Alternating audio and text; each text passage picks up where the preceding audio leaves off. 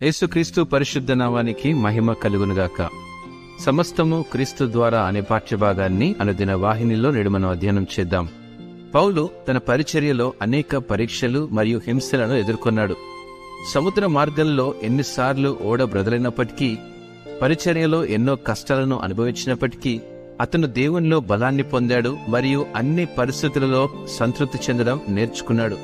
అతను కేవలం దేవునిపై తనకున్న విశ్వాసంపై ఆధారపడినందున అతని కలిగిన క్లిష్ట పరిస్థితులు తనను ప్రభావితం చేయలేకపోయాయి. క్రీస్తును విశ్వసించే వారిగా మన పరీక్షల సమయంలో మనం కూడా దేవునిలో నిశ్చయతను పొందాలి.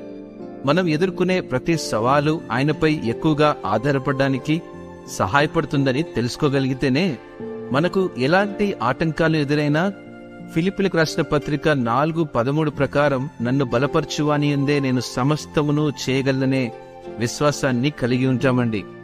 ఈరోజు ప్రతి పరీక్షను సహించుటకు మరియు ఆయన చేత బలపరచబడుటకు ప్రభు యొక్క పట్టుదల కొరకు ప్రార్థిద్దాం.